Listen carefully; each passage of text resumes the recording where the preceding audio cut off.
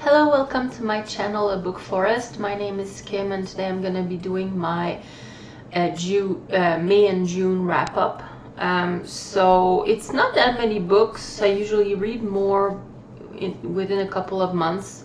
I only have like 6 books, so those 2 months were a bit of a strange reading months for me. As one does, I've started way too many books and finished not enough. I seem to be picking up books and then, I'm not interested enough, and then I pick another one. So I'm in the middle of a few books at the moment, and I don't like that, but I'll try to fix it soon. So as usual, I'll go in the order of the one I least enjoyed to the one I most enjoyed. Unfortunately, the one I least enjoyed is a 3 stars, so I have no 5 stars this month. It's either 3 or 4 stars, so middle of the range, I'd say. So the one I enjoyed the least, unfortunately, was the new Guy Gavriel Kay release, Written on the Dark. It's set in alternative medieval France, like during the 100-year war.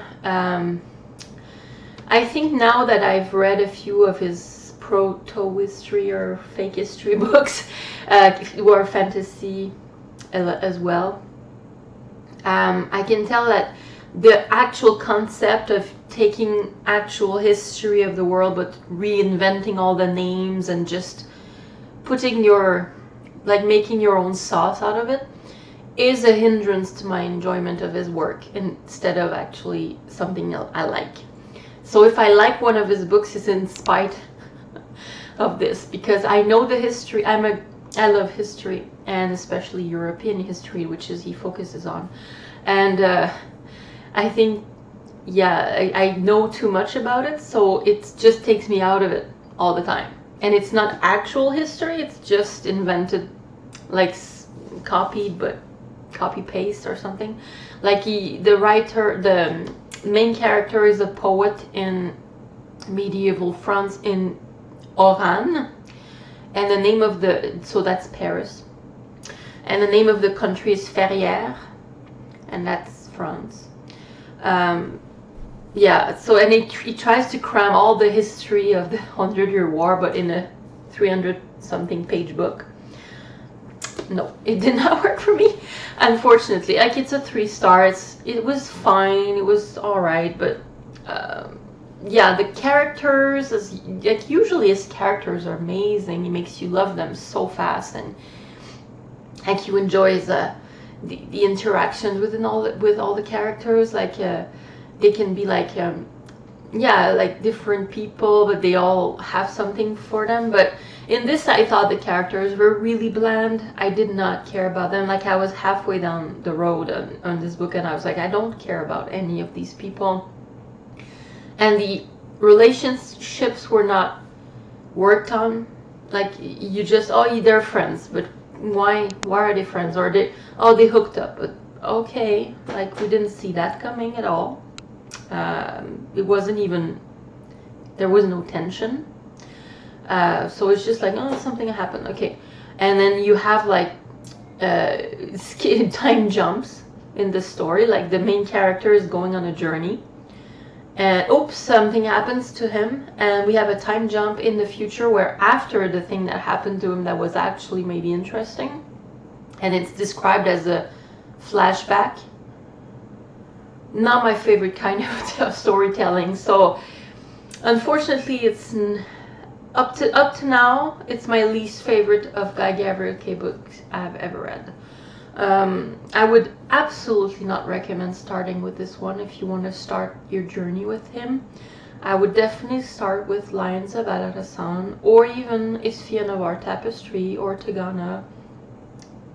Any other book, really. So unfortunately, I might do I don't think I'm gonna do a separate review, because I don't like to be that negative, but I had to get it out. So yeah, it was kind of bland, and I cared about nobody in there. And the main character, if he had been there or not, that story would have been the same. There was no point, unfortunately. And I don't like that he took like the whole 100-year war and tried to put everything but he changed the history, so like he would have wanted it to be done, but like it's a big chunk of time, like you can't do everything at once. So yeah, sorry about that. So my next book is A River Alive. It's a 4-star. I enjoyed it, but it's not my usual fare. So it's a non-fiction book, so I usually prefer fiction. But yeah, it was really good, and I did a separate review, so I'll link that down below and you can check it out. One of the things that I really like, that gets back in my head all the time, that I've read in that book that I didn't really realize at the time, was like when he talks about the environment and that things have changed since like our youth, like in 20 or 30 years ago, when you were driving somewhere on your dash, you know, like the window, you would have all these bugs crashing in your window. And I'm sorry about the car terms, I don't know them that well, but yeah, you would have all these bugs and you had to wipe them off, you know, when you were driving. And that's like 20-30 years ago, and I remember that. And now when you're driving, even in the countryside, you have no bugs in your windshield. So that really struck me, because it's true. I don't see that anymore that much. Like you don't have those this happening. So what's up with that? Yeah, there's definitely something fishy. Hopefully they come back, even though they're disgusting to wipe off. And then I read A Month in the Country. A Month in the Country was lovely. It's a 4-star, but it's very short. And there's other books I enjoyed more, but I really like this. It was set in kind of rural England, right after the First World War, and it's a guy who he's traumatized by the war, and he goes in the countryside, in a church, like a parish church, to uncover a fresco, a mural that was done in the 14th century or 13th century, something like that. And it's just his experience in this village, interacting with everyone, like the parson, like the blacksmith of the village, who also preaches somewhere, and is another fellow who is also like a soldier, and he's doing a dig parallel, like to find some the remains of an ancestor of the people in the village. So it was really fun and full of heart, and yeah, I really enjoyed that. It's also a bit like it talks about a nostalgia, like you have the older man talking about this time in his life and saying like it was one of the best summers of his life, and now that he's an old man, he's like, yeah, like you never get those back. Like he probably never saw those people again. He just remembers them as they were at that time. And does that not evoke like times in your life where you had so much and you never see people again, but you had so much fun with these people, you connected, and you had like shared history for a while, and then after that it just goes away. It's bittersweet. Yeah, very, I loved it. And then I read, continuing my Who Fears Death series, I read The Book of Phoenix by mediocre, which is not my first, like I've read almost all of her books before I read this one, but it's the second published. So the first book is Who Fears Death, talks about futuristic post-apocalyptic Africa with magic, and there's like hints of old technology that's no longer used. Like people were very technological and then it just went away, and we don't really know why. Well, in this that we kind of find out. So that's set in the past from Who Fears Death, but it's closer to our time. I would say probably in our near future that she imagined. And Phoenix is an experiment, like she's a lab rat. She was created to be experimented on, to be different. So it reminded me of Stranger Things, like the first season of Stranger Things, when you have Elle in the big building and she's being experimented on. Very similar vibes. So if you enjoyed Stranger Things, I think you would enjoy that. I would definitely read Who Fears Death first, but yeah, this was totally different. Like totally set in New York, and Who Fears Death is in Africa. And it has very advanced technology in this world. And Phoenix is 2 years old, but she looks like a 40-year-old woman. And yeah, it's very emotional. She gets very, very angry, like Anya Sun-woo in Who Fears Death. Like they share that anger, and you know, I'm not gonna say why because you have to read it. Yeah, so very interesting. Also, kind of sci-fi-ish. Like it's not just post-apocalyptic. Like there's science there. There's magic, mostly more, but there's magic. And then there's also maybe aliens. Who knows? So that's a lot going on for a short book. But I really enjoyed it very much. It's a 4-star. I think Who Fears Death. I've read pretty much all of this series now that's published, and I think Who Fears Death is the best novel in the series, and it can work as a standalone.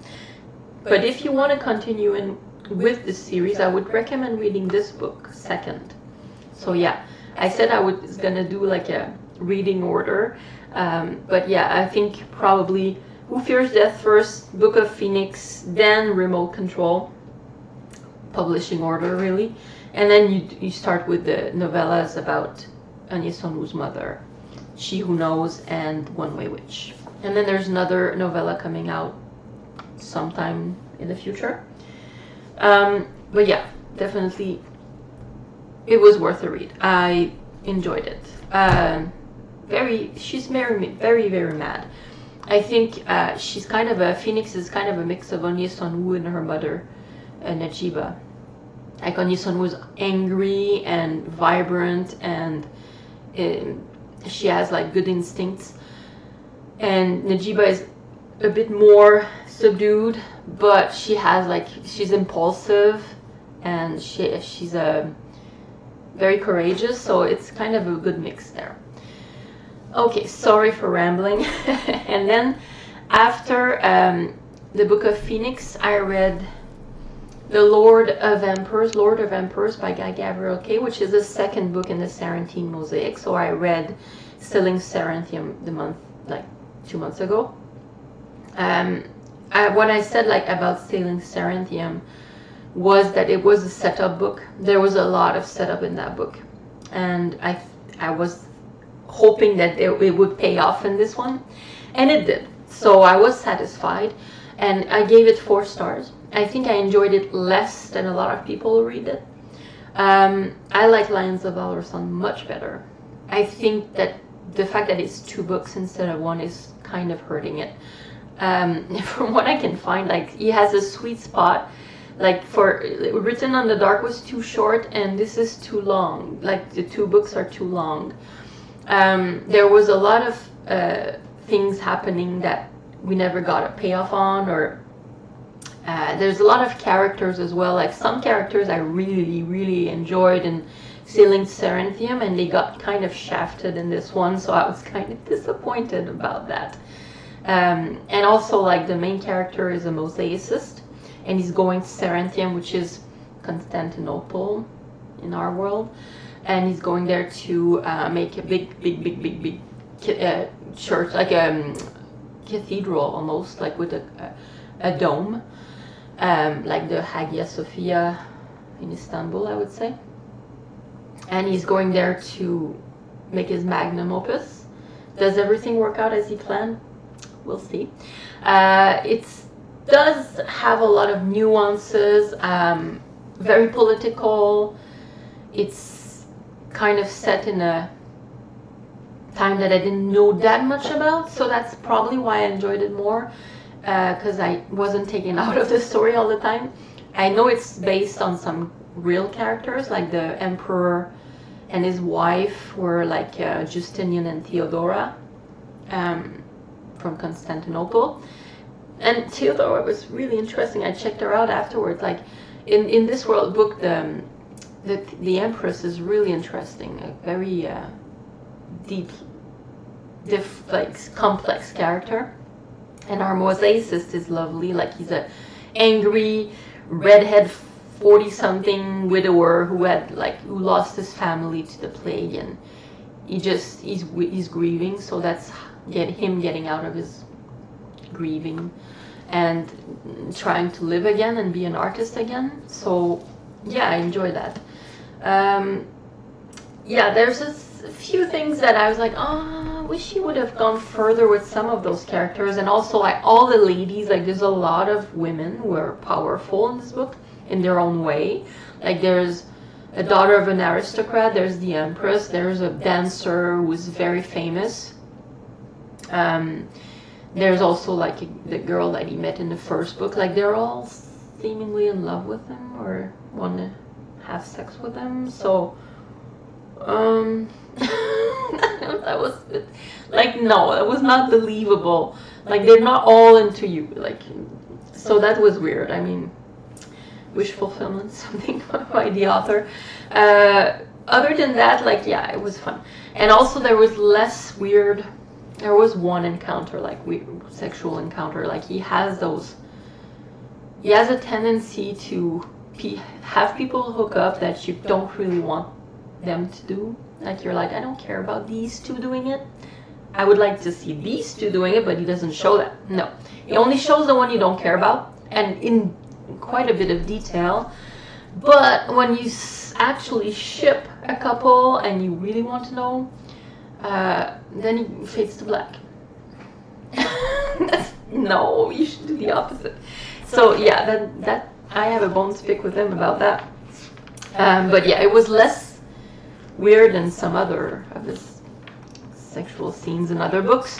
So I'll give him a pass for that one. I just rolled my eyes and that's it. But yeah, I think that he's. Yeah, it's to me, it's like a lot of people say it's perfection. I don't think so. I think there was a few ends that didn't meet, to my opinion, but absolutely worth it, a read. And the Serentium world, like the actual world building, is superb. The city, I could feel and smell and taste that city, which is great, which is not what happened with the one in Written in the Dark, Oran. I did not have any feel for that city at all, but in this, it was great. Like, I would totally go visit that place. It was super interesting. And there's also like charioteers, like chariot races. That was very fun. It reminded me a bit of Ben-Hur. Like Ben-Hur as the chariot races. I think he probably got inspired by that. Yeah, a great time. Okay, so my favorite book I read was The Witch Rose by Kate Elliott. I did a separate review of that book, so I'll link that down below. It was an advanced reader copy I got on the Kindle. So The Witch Rose, Kate Elliott has been writing for years. Like, I think she's been writing since at least the 90s, maybe even before that. I haven't looked into her bibliography yet, but I definitely will, because The Witch Rose was lovely. It's fantasy set in a different world than our own, and there's like very, very creepy stuff going on.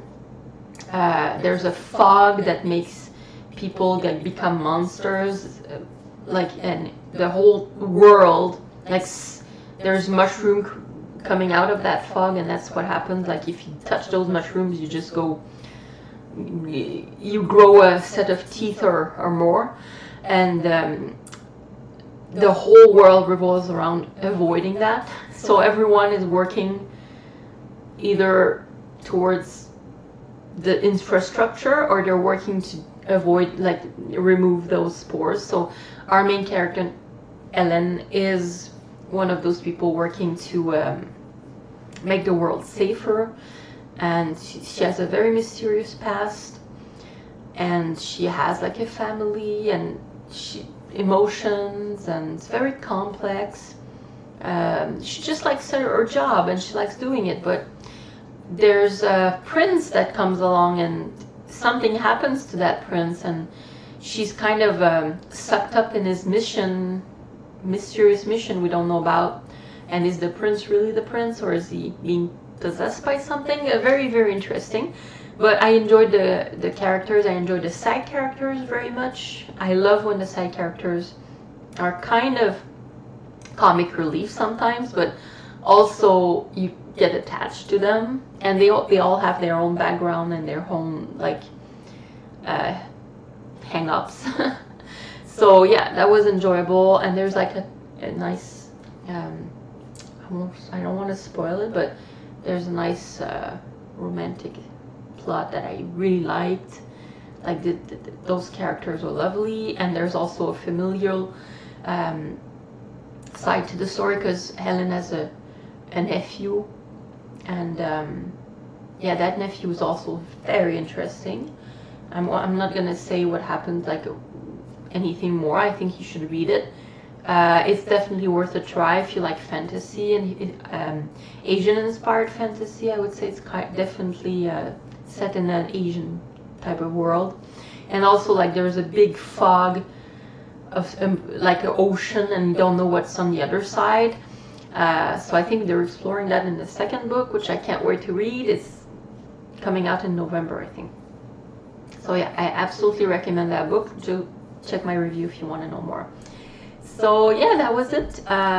Hopefully I wasn't rambling too much. I felt rambly today. And hopefully my next reading months will be a bit better. Less mediocrity, and a bit more of a excitement, like The Witch Roads, for example. So let me know if you read any of those books, what you thought about them, if you agree with me. I rather say a lot of people won't agree with me on that one. It was good. I just didn't like it as much as Lions of Alderson. So yeah, and let me know what you've been reading. If there's anything you think I might like, let me know in the comments. And see you next time.